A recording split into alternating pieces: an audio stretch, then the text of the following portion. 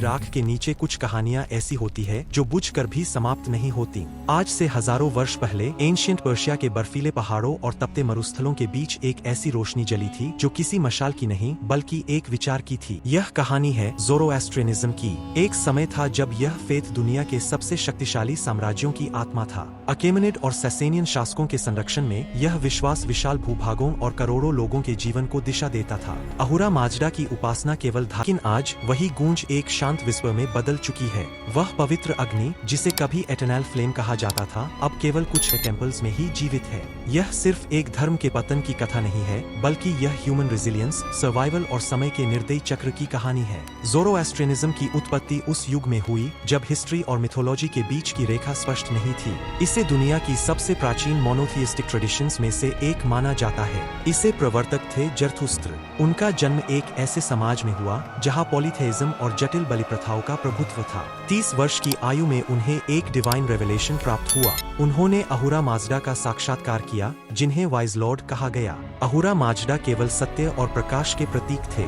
जरथुस्त्र ने यह सिखाया कि ब्रह्मांड एक नैतिक रणभूमि है जहां आशा यानी ट्रूथ और ऑर्डर और द्रिज यानी फॉल्सहुड और केओस के बीच निरंतर संघर्ष चल रहा है। उन्होंने वो फ्री विल का विचार दिया।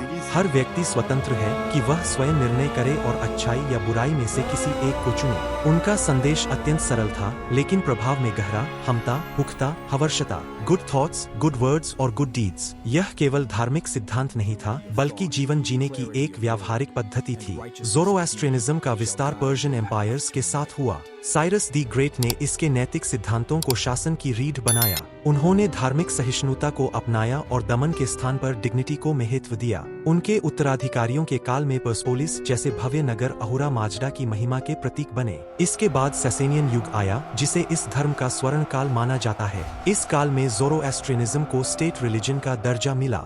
फायर टेम्पल्स केवल पूजा स्थल नहीं थे, बल्कि शिक्षा, न्याय और सामाजिक सेवा के केंद्र थे। समाज के विभिन्न वर्गों के लिए अलग अलग अग्नियां स्थापित की जाती थीं।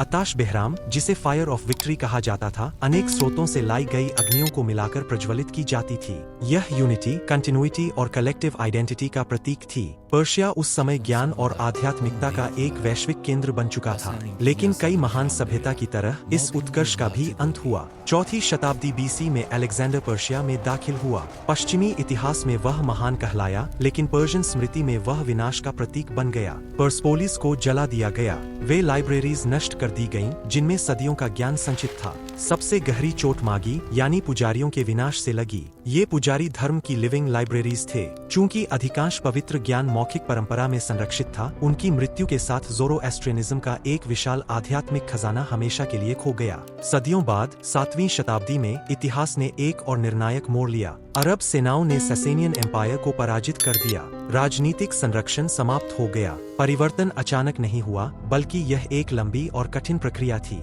कई फायर टेम्पल्स को मस्जिदों में बदल दिया गया। जो लोग अपनी पहचान बनाए रखना चाहते थे, उन्हें सामाजिक और आर्थिक रूप से अलग थलग कर दिया गया। सरकारी पदों से वंचित किया गया। अपमानजनक संबोधनों और निरंतर दबाव ने धीरे धीरे लोगों को धर्मांतरण के लिए विवश किया। असुरक्षा के कारण ज़ोरोस्ट्रियंस शहरों को छोड़ते दूरस्थ क्षेत्रों में सिमटने लगे। जब अपनी ही भूमि पर अस्तित्व संकट में पड़ गया, तब कुछ परिवारों ने समुद्र का मार्ग चुना। 8वीं से 10वीं शताब्दी के बीच वे गुजरात के संजन तट पर पहुँचे। वहाँ की प्रसिद्ध कथा के अनुसार स्थानीय राजा जड़ी राणा ने दूध से भरा पात्र भेजा, यह संकेत देने के लिए कि भूमि पहले से भरी हुई है। ज़ोरोस्ट्रियन पुजारियों ने उस दूध में शक्कर घोल दी। उनका संदेश था कि वे समाज में घुल मिलकर उसकी मिठास बढ़ाएंगे। यही क्षण उनके भविष्य की दिशा बन गया।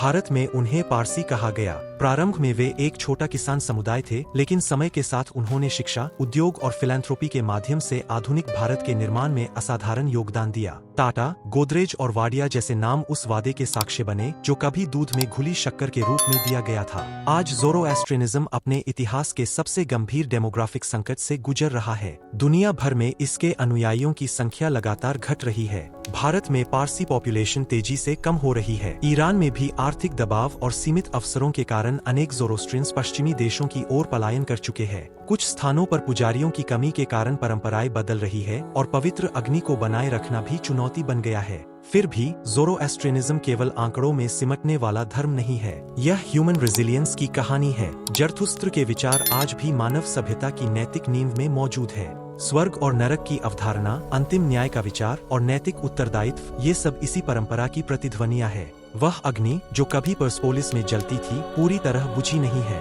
वह आज भी विचारों में, मूल्यों में और मानव चेतना में जीवित है। अगर आपको यह वीडियो पसंद आई हो तो इस वीडियो को लाइक करें। आपका एक लाइक ऐसी कहानियों को आगे बढ़ाने में मदद करता है। अगर आप इतिहास और ऐसे विचारों में रुचि रखते हैं तो चैनल को सब्सक्राइब करें।